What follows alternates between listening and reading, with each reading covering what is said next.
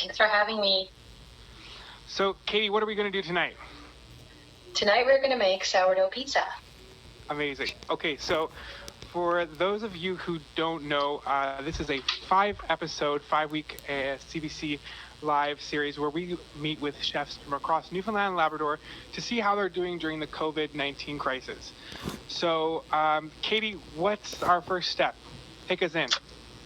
Okay, first we're going to start off with getting a few toppings here on the stove. So we are going to do some caramelized onion because that's an essential part of any great pizza. Awesome. Okay, so how has it been out in Bonavista during COVID for you? What's going on? What's a day in the life of Katie during COVID-19? Well, we live a pretty isolated life in the winter, so it hasn't been that different. Definitely taking a little adjustment, but lots more home cooking. Awesome. Okay. Good. Yeah. Viewers, welcome to the show. I'm going to ask anyone who has questions for Katie, please throw them there in the comments. We're super excited. This series is all about getting you guys behind the scenes with our chefs from Newfoundland and Labrador, giving you guys a look that we wouldn't normally get because the chefs are behind that wall. And we're going to replace that need to go out to eat at restaurants, which I could really use a nice night at a restaurant. Katie, could you use a night just having, like, couple of glasses of wine, having dinner made for you, and 100%, yeah. But it's also really a moment for us to learn how to do things in the kitchen and feel a sense of accomplishment. Like, that's what I'm feeling. Yeah, I think it's a really great opportunity to, hone those home cooking skills. So what do we got going on now? So you got those onions chopped up. Yeah, so these are one of my favorite toppings. So we're going to put the onions in the pan, a little bit of oil in there, turn it on medium high, and we're going to get those caramelizing while we move on to our bacon. Awesome. So summertime, Bonavista Social Club. I've been one time when I was home one summer. One of the best experiences I've had eating around Newfoundland and Labrador. You have an incredible establishment. People who haven't gone there, can you give them an idea of what they're missing and what they need to come and see as soon as they can? Yeah, so we have a restaurant on the ocean front, and we serve in the most part what we can, go to the gardens, and we have a wood-fired oven, so we do fresh bread every morning. And then we do pizzas all day, as well as fresh pastas and everything lovely and Italian. Love it. Yeah. What are you chopping right now, Katie?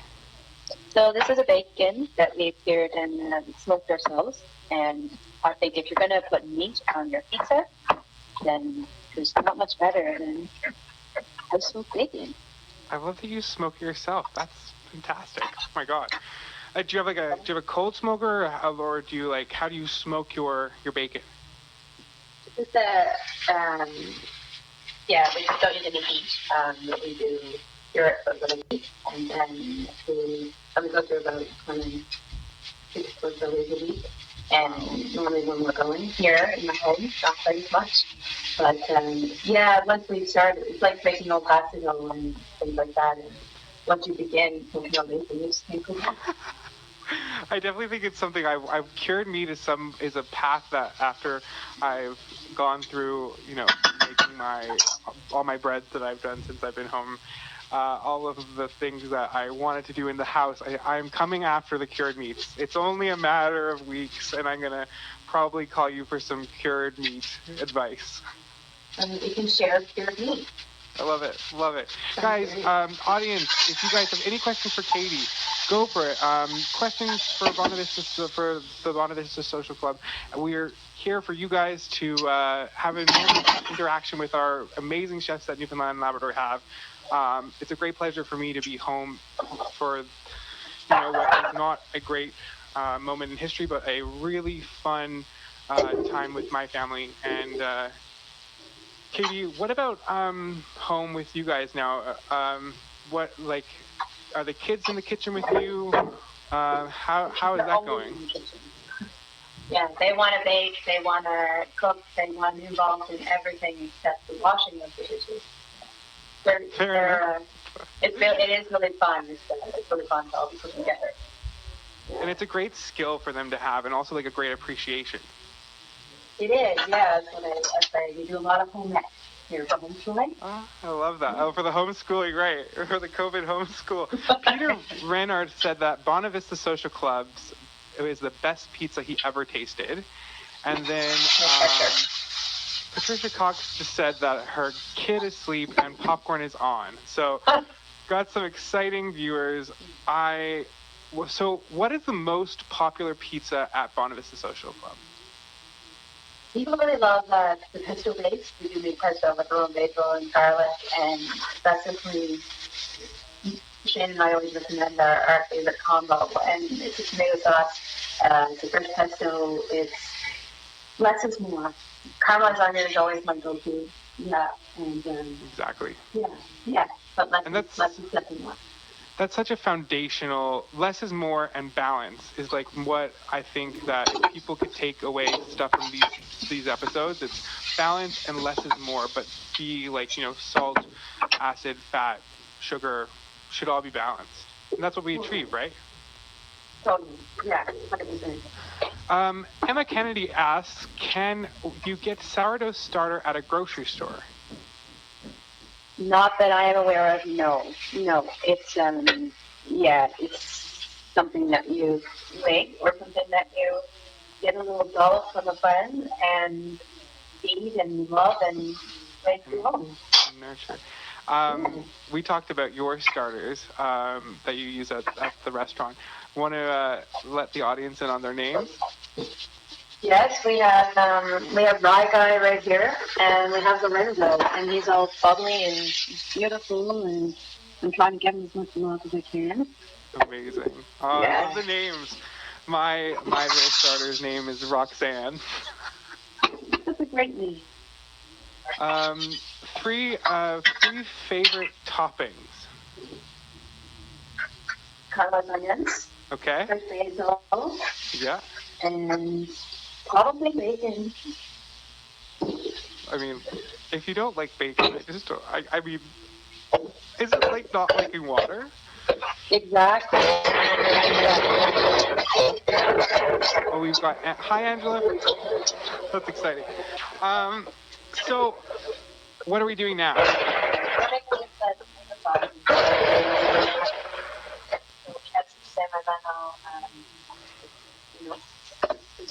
Tomatoes from Italy. Nothing simple about it, I know. No. But it's incredibly like a simple. So if you can, just be a little louder too, because we're trying to get the mic there. Okay, no problem. The simplicity of the San Marzano tomato is something that. What was that? Sorry, I'm just deglazing the pan. Oh, okay. For the caramelized onion. Love a good deglaze. So we're keeping this sauce raw, just because it cooks in the oven. So we're not cooking this right now today. But fresh tomatoes work well as well. Gotcha. Okay. Yeah. What I was going to say, San Marzano tomatoes. I mean, it's such a small place in Italy that they come from, but it's so simple how the land predicts so much of the food. Yeah, it's hard to bring Italy to Upper Ernest-Coast, but I feel that with a little Parmigiano Reggiano and a little San Marzano, we're getting it. I love it. And I think this is what's so special about Newfoundland is that we have our own things that we grow. Like, what are some of the things you were saying to me that you have a garden going? What are some of the things that taste really, that you can't wait for the summertime because X is coming? Well, there's so many. Garlic, asparagus. I think there's not a lot of things that have come from the garden that we haven't put on pizza. Maybe kohlrabi. We haven't put that on pizza yet. But fresh spinach, fresh arugula, any type of greens. But garlic is a pretty big staple in our pizza cooking. Your pizza cooking. Garlic is amazing. I can't believe you grow your own garlic. That's awesome. Shane, I'm just going to see when you're holding the camera, just try to be careful of the microphone. I've got some comments about the muffledness, but all good on our end. So we've got homemade tomato sauce. We've deglazed our pan for our onions. Now, what's our next step? Okay, we have our bacon bubble blender. I'm going to turn those pans off now. We've got a few cherry tomatoes, not homegrown, but normally we would be growing. We've got some jalapenos here that we grew last year, so that we pickled them. We have a few different cheeses, and we're going to now start to stretch our dough. I am agreeing with envy that Shane is going to eat this delicious pizza. I feel like all of our 500 viewers are wishing they were in your kitchen eating this pizza tonight because it looks so good. I mean, your own pickled jalapenos, awesome. Yeah, that was a new thing we tried last year and worked well. Pretty Tell delicious. me now when you're stretching the dough, like, because I'm really not great at it. What are some techniques that you can tell us? Well, I guess the biggest thing is to try not to knock out all the air bubbles. We do have a little rolling pin here. If you need to do a little light dusting of flour, use the rolling pin a little, you can. But mostly you're just stretching it out. You can see some of the air bubbles still in there. So we're trying to stretch out more of the middle, trying to leave the crust a little bit thicker, and not to worry too much about the fact that it's not perfectly round. I like it. Well, it's imperfect. It's beautiful. Right. I'm hoping you're gonna toss it at least once. Like, is there gonna be a little flips and turns in the air? Okay, just for you. Ah, yes!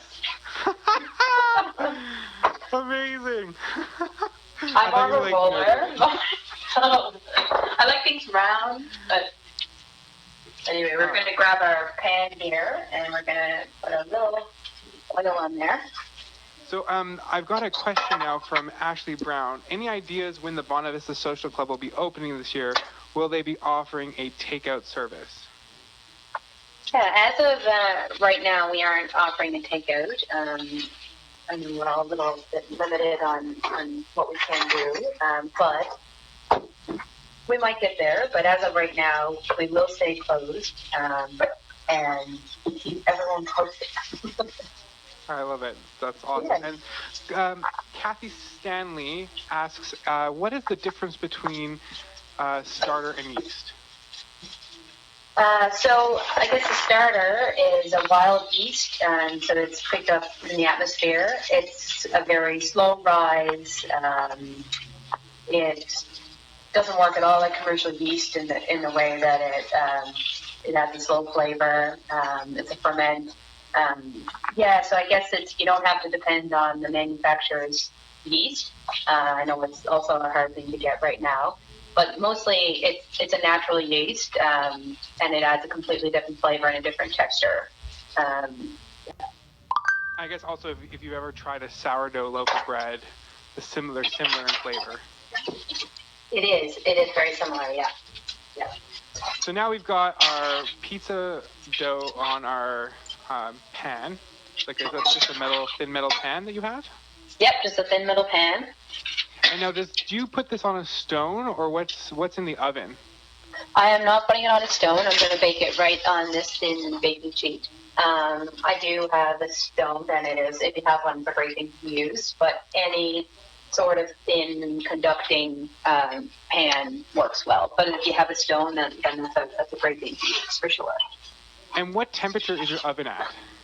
The oven is at 500. The hotter, the better. If you can get it, 550. But in the wood-fired oven, we're going up to 700, 800. But here tonight, we're going to do 500 here. Is there anything as somebody who makes pizza at home that our viewers any kitchen hacks that you've come up with that you particularly if you could do this, your pizza will be this much more crustier or whatever characteristic? If you can think ahead enough to get the dough in the fridge at least overnight, you will find that your pizza is fluffier, the crust is more bubbles, it's tastier, especially with sourdough. it really needs 24-hour, it means planning dinner 2 days ahead. If you can, get that dough in there, and it can stay up to 3 days. Well, I mean, I think this is the only time in history or in my history, that I've been able to and think that far ahead about like what I'm going to eat in 2 days, because that's what we're like kind of going for. That, and when the Pure Later guy delivers packages, I mean, those are the things. And the Costco run once a week, that was, at the beginning of this, those were my things I look forward to. Totally, it's the little things now, right? Life, you get a different concept of what important things in life are. It's very true. Very true. Yeah, and my essentials, I've realized, are different than what I thought my essentials were. And good pizza. Right? Good pizza, great wine, and family time. Totally. Yeah, we're embracing all those things right now. This is my question for you. If you had tomorrow that you could go into the grocery store and you were only allowed to buy 5 non-essential things, what would those non-essential things be? Okay, I'm going to say, not including the NLC, like just the... We'll get there. I'm just teasing. Okay, I'm going to say I've learned avocados, sour cream, bananas. I'm talking as a family. But you personally, like, okay, what is your, like, okay. keeps you going, keeps you fired? Nice cheese. Nice cheese is a big one. Yeah.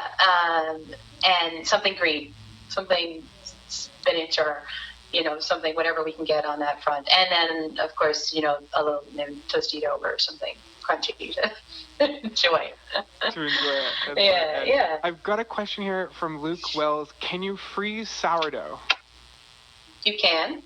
Yeah, you can freeze sourdough. And if I wasn't using it in the winter, I would definitely put it in the freezer and then get it started again once we restart the restaurant. But yes, you can. Can you also freeze the made sourdough itself? The pizza dough? Yeah. Yes, you can. You can freeze it, and we do that. We put it into portions. So this recipe that I've given you here makes 4 pizza crusts. So after you've shaped it into 4 balls of pizza dough, then you can totally go ahead then and freeze them in just a Ziploc plastic bag. Gotcha. Another question from Steph Conway. What's the best way to get updates on the Bonavista Vista Social Club over the summer? Either our Instagram or Facebook. We'll try to keep both updated as soon as we have more information. But Instagram or Facebook is the best. We're in the midst of kind of updating our website right now, so Instagram or Facebook is the way to go. Feel free to send a message. I try my best at returning messages ASAP. Awesome. Yeah. Okay, we've got something new going on that bowl. What's going on that bowl? Okay, we got some dough here. So I had that dough already made that I've used the pizzas in the oven. So now I am making the dough. I don't use a KitchenAid mixer for this dough because I find it faster and easier to do by hand. I like to be able to feel the dough.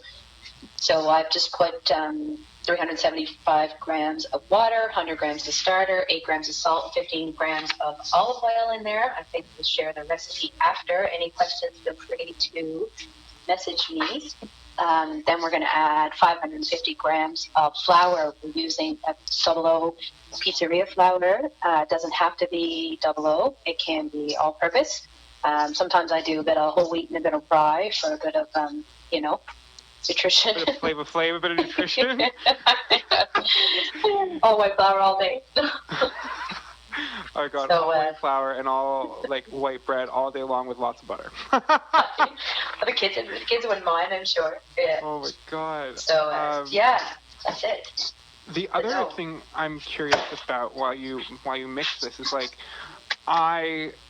I feel like when I made my sourdough bread and my pizza crust that it was constantly, wadding up on my hands. What are some of the things that I can do to not, because that drives me actually insane.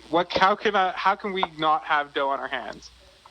Sprinkle flour on top of your fingers and wash your hands with flour. So just, obviously after you washed your hands and you got it in the dough, you're going to just put the flour on it and you're going to do that. And then all of a sudden, And actually, my friend Erin Turk, who's the one who made the starters, if you're wondering about starters, she's got a great book I've shared on my Facebook page. And I always say to her, how do you make the dough not stick to your hand? And she always says, you just don't let it. So you just don't let it. So now my hands are pretty much clean, and my dough is kneaded. You might need to add more water, more flour, depending on the consistency of your starter.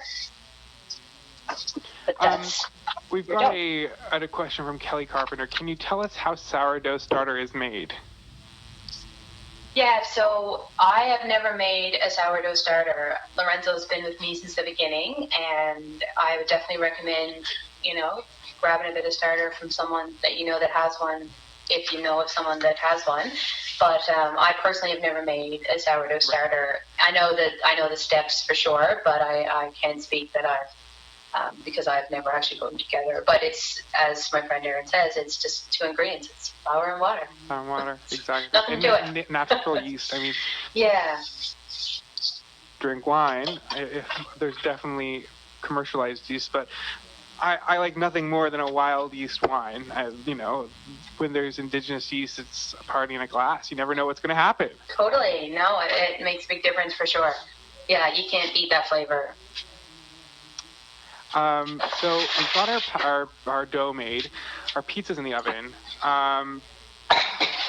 What's 2 next? minutes on our timer. Yeah. 2 minutes left. Oh my God! And then we eat.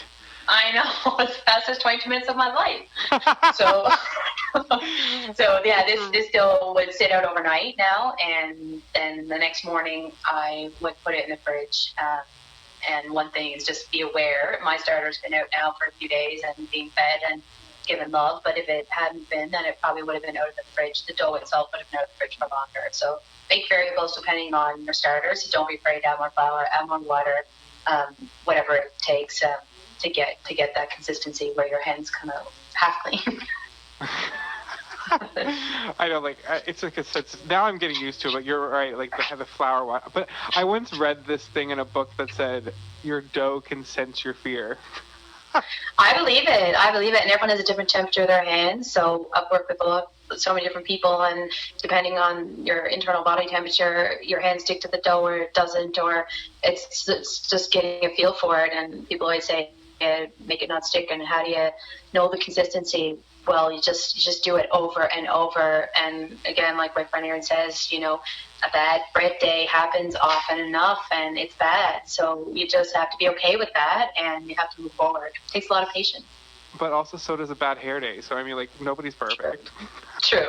And I'm sure a bad wine day. It's just all. It happens. Those are the worst days, though, because those can be 10,000 bottles are gone. Those we try to avoid those days. Could you use regular yeast in place of the starter? You can. There's definitely ratios for that. This isn't quite as brown as we want, but I know we gotta keep moving, so we're gonna haul this out. But yeah, you can definitely, and I'm more than happy to share a great recipe I have that has fresh yeast. A great recipe I have that has active dry yeast. Even when I use fresh yeast or active dry yeast, I always throw in a little bit of the rye starter, a little bit of the white starter, just because I find it adds a flavor, even if you're not using it for the levitating. But definitely there's some scientific ratios for how to switch to regular yeast. But okay. Yeah. Well, I can definitely share that on the CBC NL Facebook page. For sure. After we air. Or after we finish live, because we're live, not air. Oh man, that looks good. Oh my God. Got some fresh basil going on here. Nice. Because hard to find. That's gold there. My parents grow a lot of basil, so we put in basil in everything. It's amazing. Some fresh Parmesan, can't go wrong. As you can see, I got 3 different cheeses on here. Feta, it's a little salty element that's lovely. I'm going to put a little bit of olive oil in there as well. And there you've got it. It's nice and puffy. You can get it darker if you want it, darker.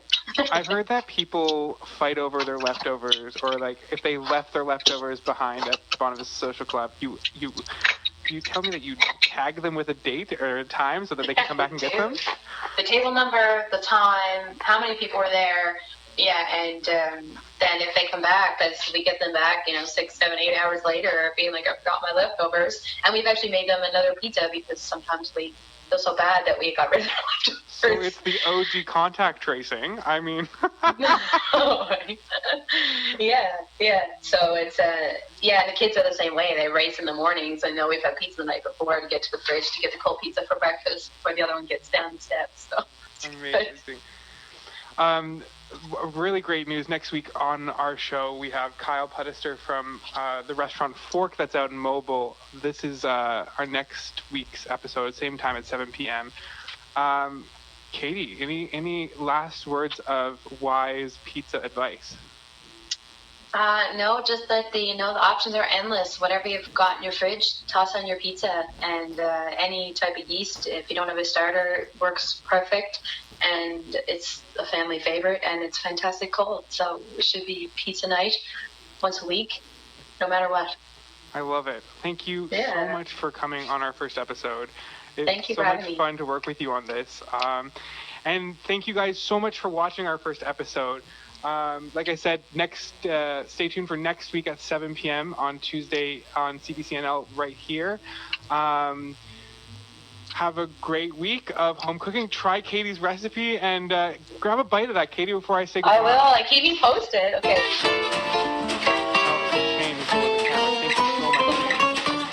Good. I just looking at it. Anyway, that's great. Thank you so much for watching Home Cooking. I'm David Gosine, your host, and I'll see you next time.